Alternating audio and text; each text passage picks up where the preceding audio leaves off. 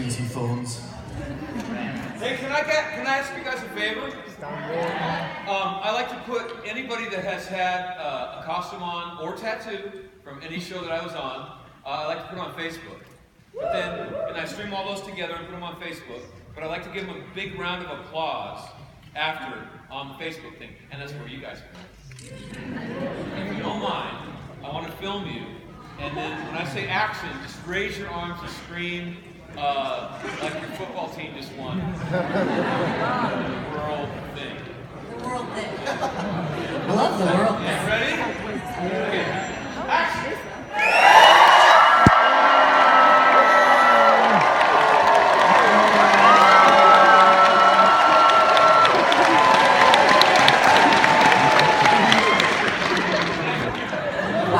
Now, anybody with a tattoo or a costume with a show that I wasn't on,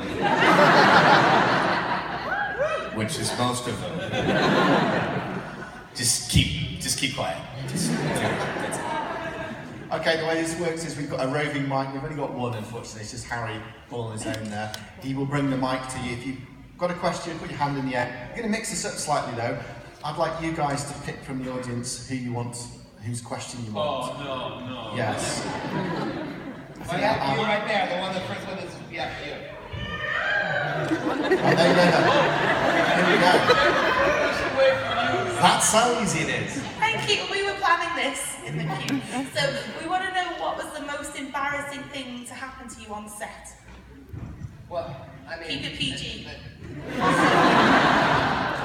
Well, there was a... That'll be easy for you, Nick. Yeah, it is. Pretty much every second I was on set was embarrassing. It's okay. I mean, I didn't really know how to act that well, you know. I got to learn fast. We were shooting the pack, and we were doing the dodgeball scene, and Allison and Sarah thought it'd be funny to pants me. And at this point in my life, I wasn't really on top of like doing my whites and stuff, so I wasn't really wearing underwear that day. And it's just, and then Michael Gershman, our DP, he thought it was funny. He was rolling the camera too, so that's on. He said he destroyed the footage, but I think I pretty much destroyed the camera. That's mine. Oh, you know, my most embarrassing moment was actually when we were filming The Body. Yeah, and I was painted, million laughs, right? And I was spray painted gray blue from the top of my head through my whole body. And I was in a red robe, and they decided that was the moment to roll out the goodbye cake. I was like, now? You gotta be kidding me. Okay, so that was it for me. Actually, my most embarrassing moment was with Nick. Is it the one I think about? Is it one that which one? Wait, which one? We'll find out. Is it the story that I tell? Maybe. Okay. I don't know. We're gonna find out. You tell me. So, when you do off camera for someone, you're not actually being filmed, you know, and the camera's pointed on the other people. And I always like to try to give everything when I'm acting. When I'm doing off camera, I try to give as much as when I'm on camera so that the other actors have something to play with. So I was doing it was a scene where Nick and Willow were watching me fight in a cave. And yes, this is the story I tell. And so, then we'll let you tell and see if we remember the same thing. So, I decided that I was going to do the entire fight for them so that they didn't have to do, like, because it's kind of like, especially if you're watching something exciting and you're not really watching it, you're just going like that, it's really, it can be cheesy. So it's better if you can actually watch something real. So I was doing the whole fight, but the thing is, there was a lot of like cameras around, and there was like lights, and there was a lot of cables because it was backstage essentially. And I tripped on one of the cables and went right through the cave wall. and I was humiliated. And Nick was so sensitive because his reaction was like, What was great though, that the part that you forget is that you dove right back through that hole and then you just kept going. You know what I mean? I'm not gonna give up, baby. Don't cut. That's right. That's right there. That's theater. That is a classically trained theater actor. The show must go on. Even when it really doesn't or shouldn't. Yeah. That's Excellent. Right, let's go for another question from the crowd. a hat man. You want to go for the hat? Man with hat. Man with hat. You hat man. That's you, it's you. Yeah, the one I'm looking at. Literally, I'm pointing at. Yeah. I've changed my mind. Okay.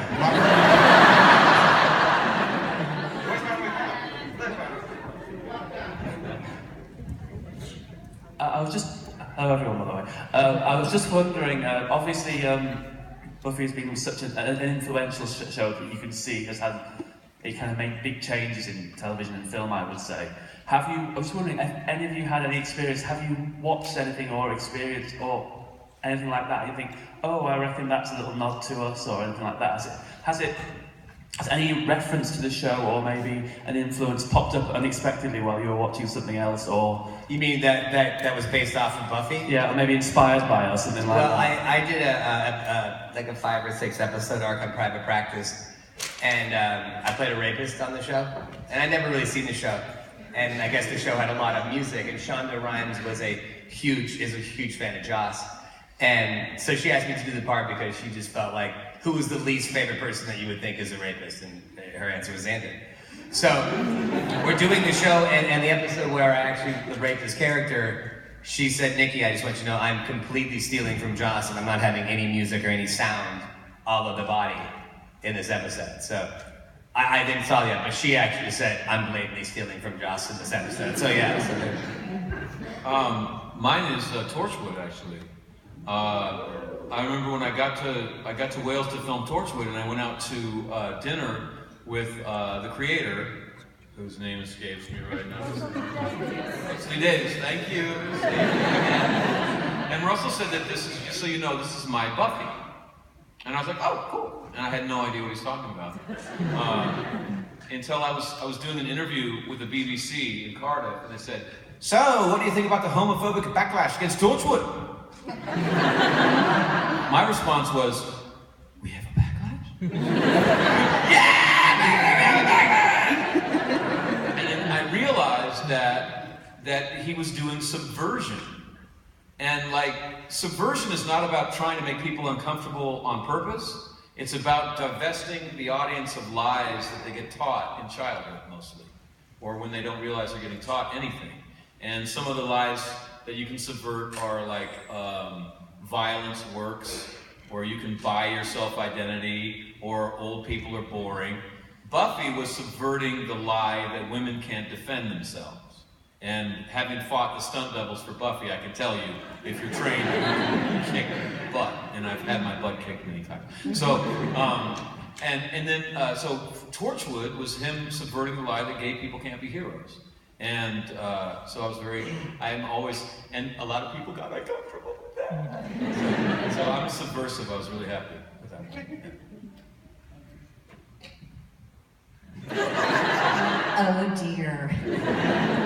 The show Oh Dear, or the show Dear John with that lovely sitcom Dear John from the early 90s. I'm gonna call the next one, because you in the front row had a question, I think. Do you have a question? Yeah. All right, when you ask your questions, you can give the mic straight back to Harry, otherwise he gets a bit angry or upset. It's mic's out of his hand for too long. This is a question for Machine. What was it like to come back to the show when you were left? What? Come back as a ghost. Oh, what was it like to come back as a ghost after I died? Yes. My mom likes Buffy.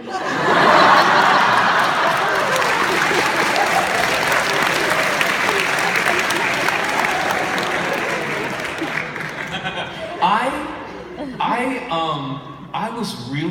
happy to still have a job. I was a theater actor for a long time before I met Joss Whedon. Before I was a vampire, and when I was on Buffy, I was doing theater, which meant that I was very poor. And then I became a dad, and I had to try to make money, because my little son did not decide to be poor like I did. And I met Joss Whedon, and it was great. I was making good money, and then Buffy was over, and I was like, oh no! And then he said, well, come over to Angel, and I said, you betcha. And so I would have worn a dress probably for Joss. I would have done anything to still do it. But what I missed was doing all the fights, because I love doing stunt work, and I was really happy when I finally got a body back and I could start doing some more stunts. Yeah. Good question. You were my only stunt. That axe was heavy. I am not among the women who could defend themselves physically, but I can defend myself verbally. Verbally, yeah.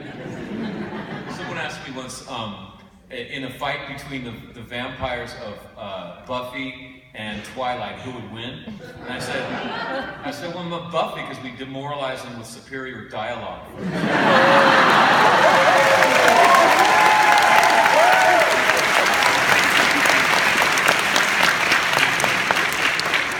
Words are good. Who's gonna pick the next hand then? Kristine, you haven't done one yet. No, I think it's your turn. What? Oh, it's yours. Oh, pick a person. Ah, right there. This is the person that you're gonna want to make out with. Was that what you did? Oh, right there. Right there.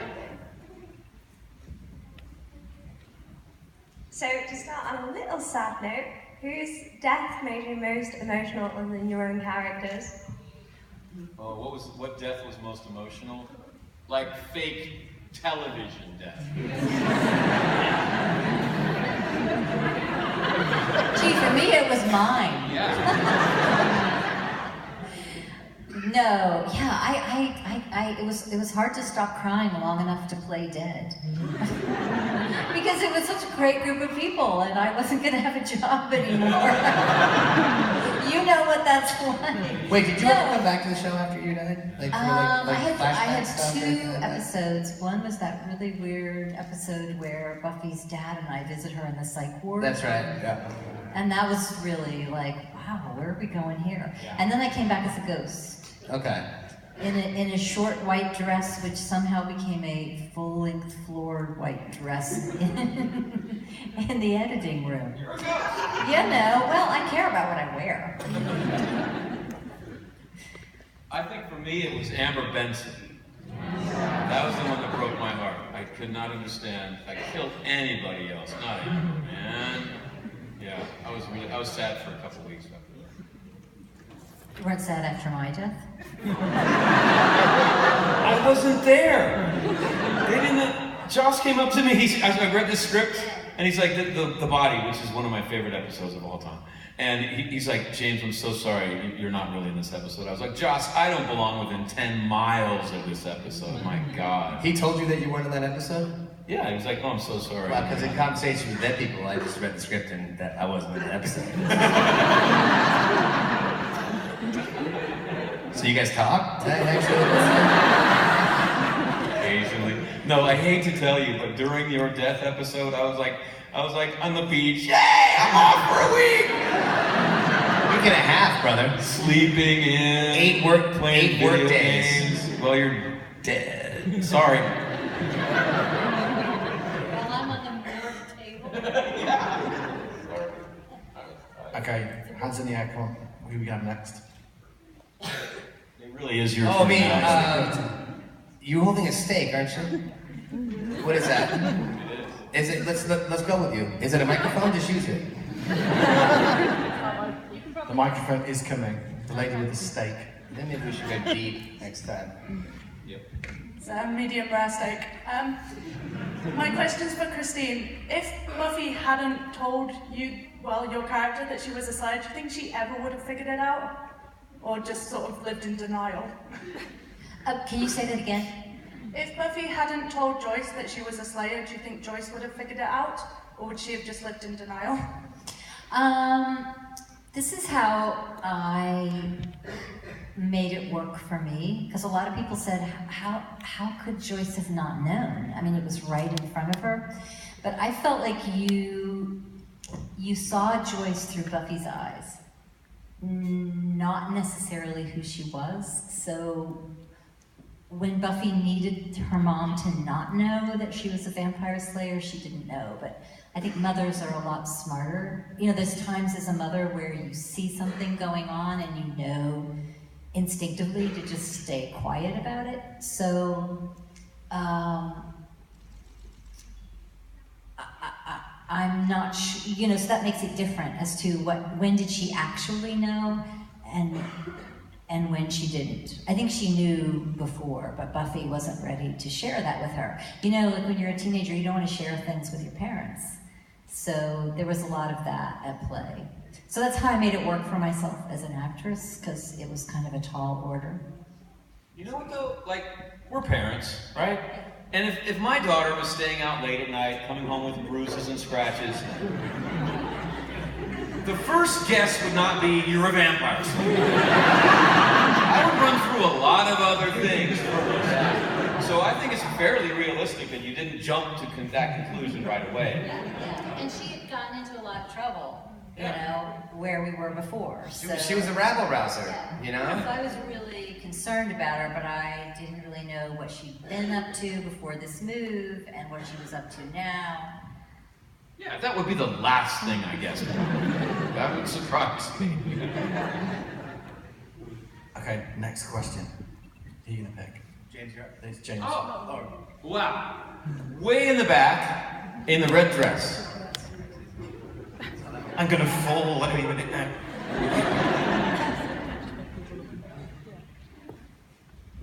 Who would you have personally wanted to see your characters end up with? I ended up with everybody. And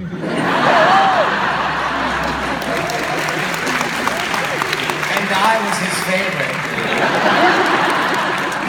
There's a lot of good fan fiction out there. Do you read that stuff? No, I'm just told about it. Only the stuff where you make love to me. That's all the stuff. Not me making love to you, but you making love to me. I personally don't think, because Xander was essentially Joss Whedon. It was the voice of the show through Joss's eyes. And if you were to know Joss, Joss doesn't necessarily believe in love and happily ever after. So I was I still am very cynical about love. So I really I never thought that I should be with anybody or shouldn't be with anybody. I just knew that the characters romantically were never going to be happy. And once you know that, you kind of just lose hope. Like, oh, that's, you know, it's not Dawson's Creek here or Felicity.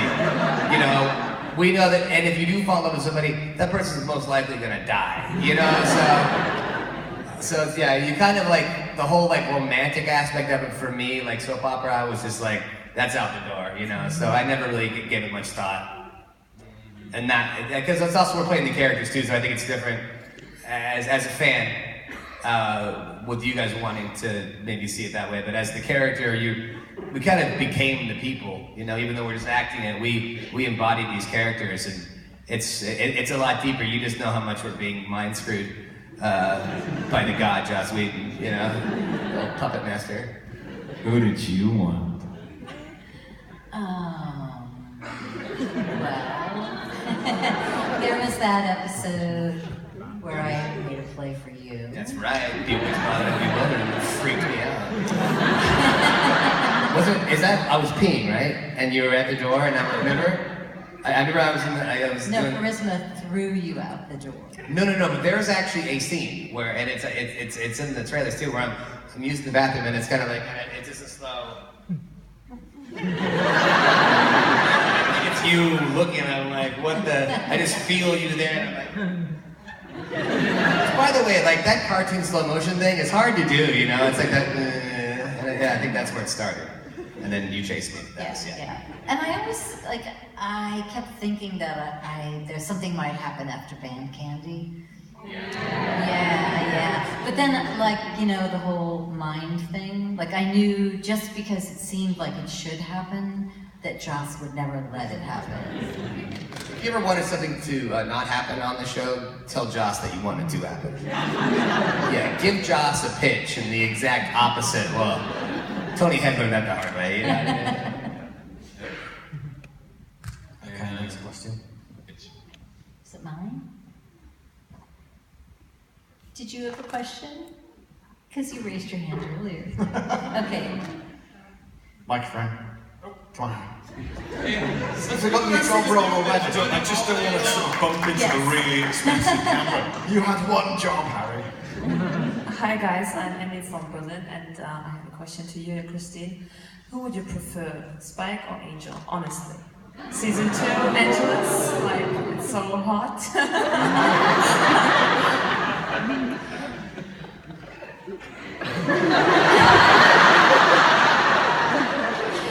Really, you're asking who would you rather bed down, David Boreanaz or James Marsters? To me, that's a little more complicated, like who they represented. To me, Angel sort of represented that crush that you have on some guy because he's older than you are. By 800 years. give or take a few, you know. And it's that, it's more of just like a physical attraction, whereas for me, Spike was a much more complicated character. Yeah, he was more complicated verbally, physically. You know, I felt that that was a much more mature, realistic version of a romantic interest than Angel was. Does that make sense? Okay.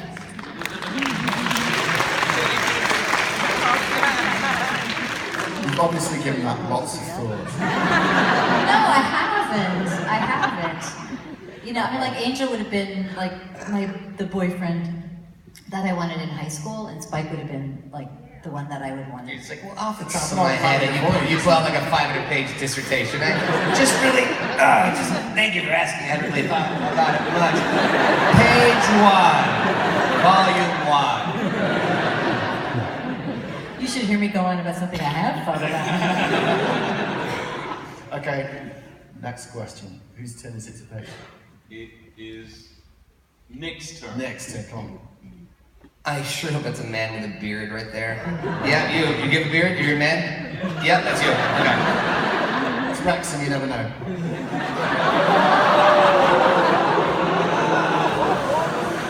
I'm from the north. I'm off. What was your most difficult moment when filming?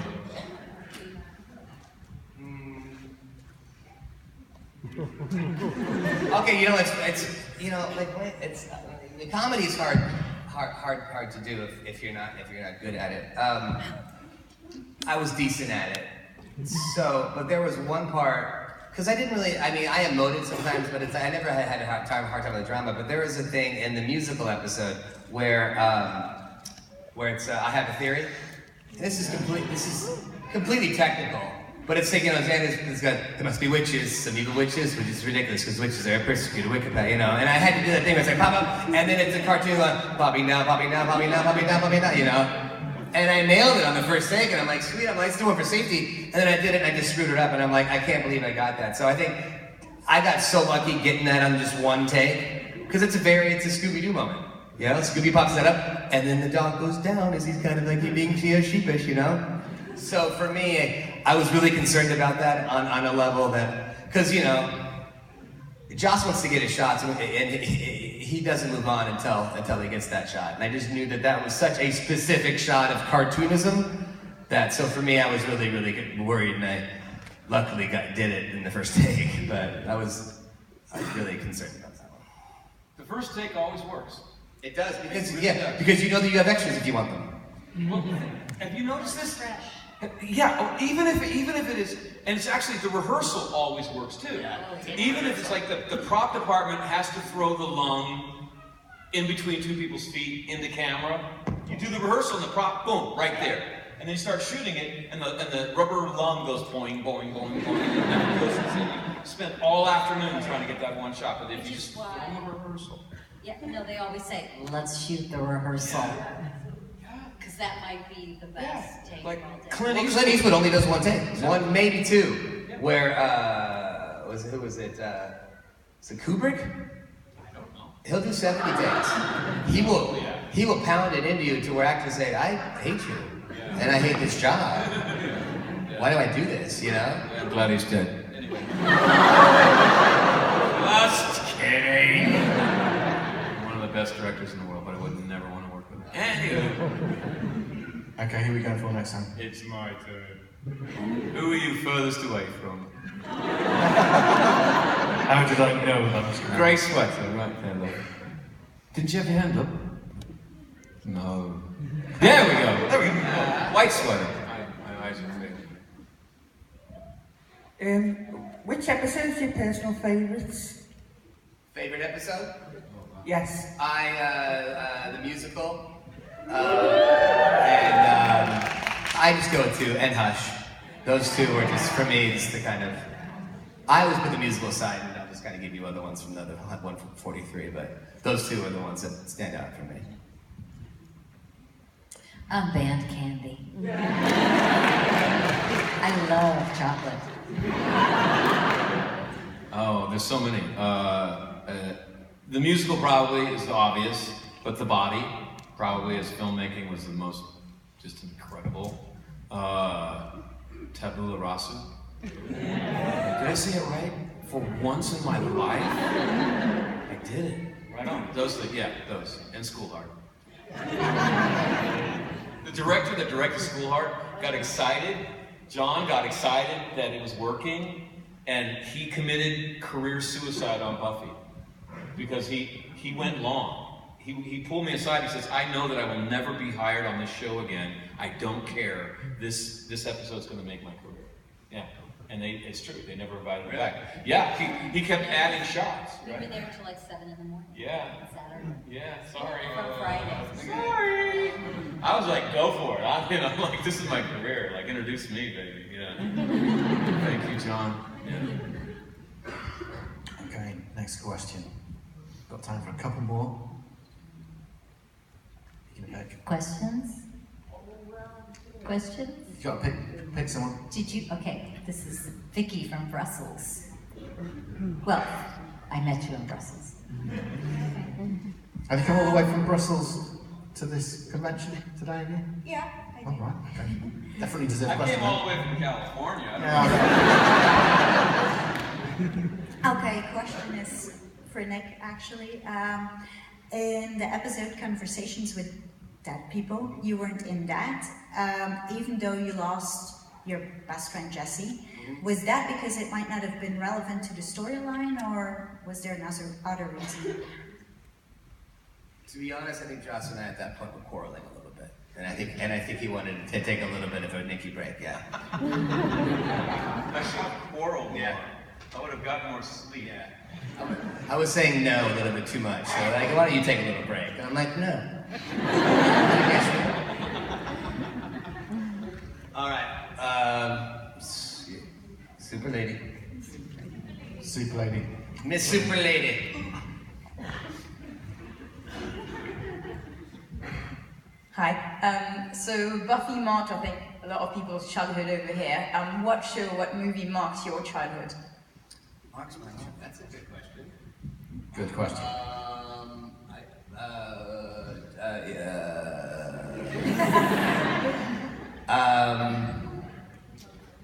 Chips. It gets them thinking. Chips, The Love Boat, Three's Company, Benson, Webster, and then that weird, horrible Man, The Cosby Show. I think those are. I watched a lot of TV as a kid. I mean, really, that was my babysitter. So the question is what film marked our childhood? Or a TV show. Oh. You know, I think I saw Hush Hush Sweet Charlotte with Betty Davis. And when that head rolled down that staircase, I was never the same. That's actually streaming on Netflix right now. If you Oh yeah? If I would have scared I might watch it myself to tonight. death. Yeah, no, that was like the first horror film I saw. I've never been so scared in my life. I mean, movie-wise, The Amityville Horror was the first film I saw that was scary, and I just watched it recently, and like, this is a piece of cockapoo-poo. But when you're 7, I was scared shitless. I really was. Like the original with James Brolin. Yeah. The two films that had the biggest mark on me came out in the 70s. And they were thought up by the same dude, George Lucas. And one was Star Wars. And I was actually in the audience for the very first showing of Star Wars in the world. I was 13 years old, and I lived I was spending the year with my dad in Marin County, and I lived in the town next to George Lucas. And he invited all the drama nerds around to come visit, go to the North Point Theater. We went down there, my dad and my brother and I, we waited for 3 hours in the audience, and nothing happened. And finally, George comes down and he goes, "I'm so sorry to make everyone wait, but we just finished editing the film just now. Here you go." Nobody warned me at all. I was 13. I was perfect, age for it. I just, just amazed by that. And we gave a 15-minute standing ovation at the end of it, of course. And apparently, George was up in the projection booth crying because that was the first time anyone had liked the film. Because he was showing it to his friends without all the special effects and music and everything, and they were all telling him that he was insane, and that he was flushing his career down the toilet. So they were all, Kurtz and everybody was up there, Kennedy, and they were like hugging each other and jumping up and down, it was going to work. And then, Apocalypse Now, which it was George Lucas's idea, to take the Conrad novel, Heart of Darkness, and update it to Vietnam. Was George Lucas's idea, but he didn't have time to film it, so he gave it to Francis Ford Coppola. And it's all about why the U.S. lost that war, and that just totaled me as a kid. And I learned later that Star Wars was actually kind of about the same thing. Like, George is a subversive artist, and in the original Star Wars, the evil empire is the U.S. And they are using air power to eviscerate a native culture down in the trees, and so that the good guys are the Viet Cong. So that makes Star Wars the most successful subversive piece of art in the history of humanity, which I think is pretty cool.